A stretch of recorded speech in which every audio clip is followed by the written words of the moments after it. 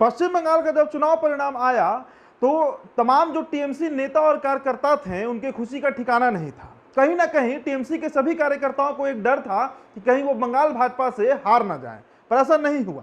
TMC जीत गई पर ममता बनर्जी हार गई। और नंदीग्राम से ममता की हार कोई छोटा सेटबैक नहीं है टीएमसी के लिए। शुभेंदु अधिकारी ने इतिहास तो रच ही दिया है, पर ममता बनर्जी का यह मानने को अब तैयार नहीं है। उन्होंने सोमवार को यह आरोप लगाया था कि नंदीग्राम के निर्वाचन अधिकारी को अपने जीवन का खतरा था, इसलिए उन्होंने फिर से मतगणना का आदेश नहीं दिया। अब देखिए इसका पूरा इनसाइड स्टोरी क्या है वो आपको हम बता देते हैं। दरअसल ममता बनर्जी अब चुनाव आयोग पर यह आरोप लगा रही हैं कि उन्हें भाजपा के दबाव में जबरदस्ती हरा दिया गया है। बनर्जी ने एक संवाददाता सम्मेलन को संबोधित करते हुए ये कहा था कि वो नंदीग्राम के चुनाव परिणाम को लेकर अदालत का अब रुख करने जा रही हैं, जहां उन्हें भाजपा के शुभेंदु अधिकारी से हार का सामना करना पड़ा है। ममता ने नंदीग्राम के निर्वाचन अधिकारी द्वारा सीईओ कार्यालय को भेजे एक कथित एसएमएस को सार्वजनिक करते हुए यह दावा किया है कि उन्होंने आशंका जताई थी कि अगर वह फिर से मतगणना के आदेश देते हैं तो उन्हें गंभीर परिणाम भुगतने पड़ेंगे और हो सकता है कि उन्हें आत्महत्या भी करनी पड़ जाए। आगे उन्होंने यह भी आरोप लगा दिया है कि निर्वाचन आयोग औपचारिक रूप से घोषणा करने के बाद नंदीग्राम के परिणाम कैसे उलट सकता है, इसके खिलाफ वो अदालत जाएंगे। उन्होंने आगे यह भी कहा कि सर्वर 4 घंटे तक डाउन क्यों था। हम जनादेश स्वीकार करना चाहते थे, लेकिन अगर एक स्थान का परिणाम सही हो और दूसरे स्थान का परिणाम गलत प्रतीत होता है तो इसको लेकर कानूनी कार्रवाई होनी चाहिए। बनर्जी ने कुछ स्थानों से हिंसा की खबरों के बीच अपने समर्थकों से शांति बनाए रखने की अपील भी की है और कहा है कि किसी के उकसावे में नहीं आना है। उन्होंने यह भी आरोप लगाया है कि केंद्रीय बलों ने चुनावों के दौरान टीएमसी समर्थकों पर काफी अत्याचार किया। आगे वो ये भी कहती हैं कि परिणाम घोषित होने के बाद भी भाजपा ने कुछ इलाकों में हमारे समर्थकों पर हमला किया है, लेकिन हमने अपने लोगों को किसी के उकसावे में नहीं आने की अपील की है और इसके बजाय पुलिस को सूचना देने के लिए कहा है।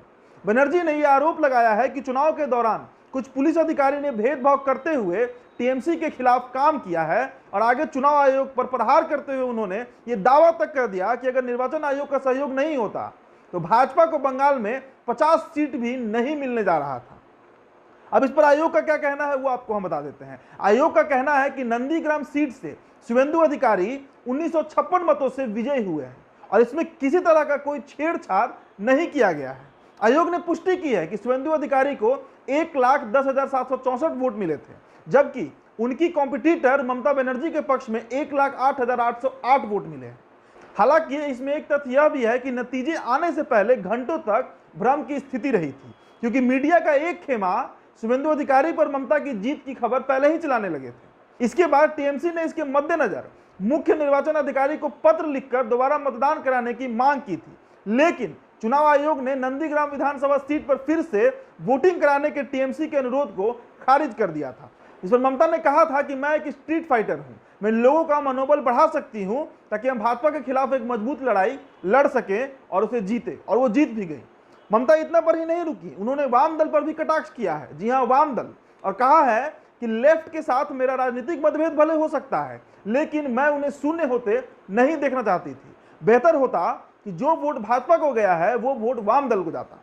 उन्होंने भाजपा का इतना समर्थन किया कि वे अब साइन बोर्ड बनकर रह गए हैं बंगाल में। उन्होंने इस बारे में सोचने की जरूरत है, पर दीपांकर भट्टाचार्य ने ऐसा नहीं किया।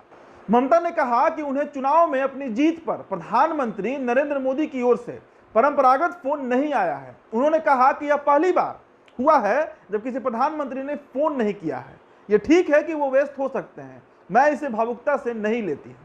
तो जहां एक तरफ बंगाल में भाजपा कार्यकर्ताओं पर हो रहे हमले के लिए वाम दल और भाजपा एक राय बनाते हुए दिख रही है, तो इसके उलट अब ममता बनर्जी भी भाजपा के साथ वाम दल पर हमला कर रही है। खैर, यह तो राजनीतिक बात है, पर अहम मुद्दा अभी भी यही बना हुआ है कि क्या सच में ममता बनर्जी को नंदीग्राम में जानबूझकर हराया गया है? और अगर चुनाव आयोग जब भाजपा के इतना ही दबाव में था और भाजपा को मदद कर रहा था बंगाल में, तो भाजपा को इतनी कम सीटें कैसे आएंगी? और आज 5 दिन जब बीत गए हैं, इसके बावजूद ममता बनर्जी अभी तक कोर्ट का रुख क्यों नहीं की है और कोई कानूनी कार्रवाई शुरू क्यों नहीं हुआ है? ये सवाल बने रहेंगे और आपसे इन सवालों का जवाब हमें अपेक्षित रहेगा। हमारा कमेंट बॉक्स खुला है, आपका जो उत्तर होगा, जो जो आपको बताना है इस पूरे चुनाव को लेकर और साथ साथ ममता बनर्जी को हार को लेकर, वो हमें जरूर बताइएगा। इनसाइडर लाइव को सब्सक्राइब भी कर लीजिएगा। अब अंत में अपना परिचय दे देता हूं, मेरा नाम उदित तार्यन है और इनसाइडर लाइव पर आप ये वीडियो देख रहे थे। धन्यवाद।